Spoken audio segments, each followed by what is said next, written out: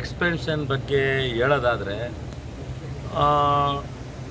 ಎಷ್ಟು ಬಾರಿ ಗೆದ್ದರು ಅಥವಾ ಅವರು ಯಾವ ರೀತಿ ಗೆದ್ದರು ಅಂತಕ್ಕಂಥದ್ದಲ್ಲ. ಇವತ್ತು ಮುಖ್ಯವಾಗಿ ಪಕ್ಷ ಕ್ಯಾಬಿನೆಟ್ ಎಕ್ಸ್ಪೆನ್ಷನ್ ಟೈಮಲ್ಲಿ ನಾನೊಂದು ಒತ್ತಾಯ ಮಾಡೋದೇನು ಅಂದರೆ 37 ಜನ ಹೊಸಬ್ರು ಗೆದ್ದಿದ್ದೀವಿ, ಹೊಸ ಶಾಸಕರು 37 ಜನ ಗೆದ್ದಿದ್ದೀವಿ. 37 ಜನನ ಸಮವಾಗಿ ನೋಡಬೇಕು. ಯಾರು ಕೇಡರ್ ಬೇಸ್ ಮೇಲಿಂದ ಬಂದಿದ್ದಾರೆ, ಈಗ ಯಾರಿಗೋ ಒಬ್ನಿಗೆ ಕೊಟ್ಟು ಯಾರೋ ಲೀಡರ್ಗಳ ಶಿಷ್ಯಂಗೆ ಕೊಟ್ಟು ಅಥವಾ ಇನ್ನೊಬ್ನಿಗೆ ಕೊಟ್ಟು ಸುಮ್ಮನಾಗೋದು ನಾವು ಒಪ್ಪಲ್ಲ. 37 ಜನದಲ್ಲಿ ಕನಿಷ್ಠ ನೀವು ಕೊಡೋದಾದ್ರೆ ಒಂದು 5 ಜನಕ್ಕಾರ ಕೊಡಿ, ಇಲ್ಲ 10 ಜನಕ್ಕೆ ಕೊಡ್ತೀರಾ, ಅದು ನಿಮಗೆ ಬಿಟ್ಟಿದ್ದು. ಒಂದು 5 ಜನಕ್ಕಾರ ತಗೊಳ್ಳಿ.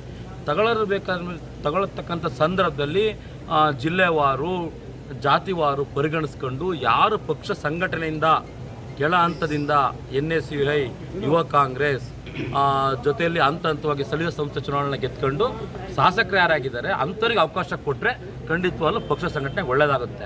ಎಕ್ಸ್ಪೆನ್ಷನ್ ಬಗ್ಗೆ ಹೇಳೋದಾದರೆ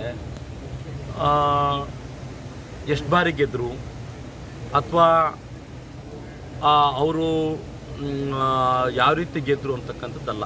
ಇವತ್ತು ಮುಖ್ಯವಾಗಿ ಪಕ್ಷ ಕ್ಯಾಬಿನೆಟ್ ಎಕ್ಸ್ಪೆನ್ಷನ್ ಟೈಮಲ್ಲಿ ನಾನೊಂದು ಒತ್ತಾಯ ಮಾಡೋದೇನು ಅಂದರೆ 37 ಜನ ಹೊಸಬ್ರು ಗೆದ್ದಿದ್ದೀವಿ, ಹೊಸ ಶಾಸಕರು 37 ಜನ ಗೆದ್ದಿದ್ದೀವಿ. 37 ಜನನ ಸಮವಾಗಿ ನೋಡಬೇಕು. ಯಾರು ಕೇಡರ್ ಬೇಸ್ ಮೇಲಿಂದ ಬಂದಿದ್ದಾರೆ, ಈಗ ಯಾರಿಗೋ ಒಬ್ನಿಗೆ ಕೊಟ್ಟು ಯಾರೋ ಲೀಡರ್ಗಳ ಶಿಷ್ಯಂಗೆ ಕೊಟ್ಟು ಅಥವಾ ಇನ್ನೊಬ್ನಿಗೆ ಕೊಟ್ಟು ಸುಮ್ಮನಾಗೋದು ನಾವು ಒಪ್ಪಲ್ಲ. 37 ಜನದಲ್ಲಿ ಕನಿಷ್ಠ ನೀವು ಕೊಡೋದಾದ್ರೆ ಒಂದು 5 ಜನಕ್ಕಾರ ಕೊಡಿ, ಇಲ್ಲ 10 ಜನಕ್ಕೆ ಕೊಡ್ತೀರಾ, ಅದು ನಿಮಗೆ ಬಿಟ್ಟಿದ್ದು. ಒಂದು 5 ಜನಕ್ಕಾರ ತಗೊಳ್ಳಿ. ತಗೊಳ್ಳತಕ್ಕಂಥ ಸಂದರ್ಭದಲ್ಲಿ ಜಿಲ್ಲೆವಾರು ಜಾತಿವಾರು ಪರಿಗಣಿಸ್ಕೊಂಡು ಯಾರು ಪಕ್ಷ ಸಂಘಟನೆಯಿಂದ ಕೆಳ ಹಂತದಿಂದ NSUI ಯುವ ಕಾಂಗ್ರೆಸ್ ಜೊತೆಯಲ್ಲಿ ಹಂತವಾಗಿ ಸ್ಥಳೀಯ ಸಂಸ್ಥೆ ಚುನಾವಣೆ ಗೆದ್ಕೊಂಡು ಶಾಸಕರು ಯಾರಾಗಿದ್ದಾರೆ ಅಂಥವ್ರಿಗೆ ಅವಕಾಶ ಕೊಟ್ಟರೆ ಖಂಡಿತವಾಗ್ಲೂ ಪಕ್ಷ ಸಂಘಟನೆ ಒಳ್ಳೆಯದಾಗುತ್ತೆ.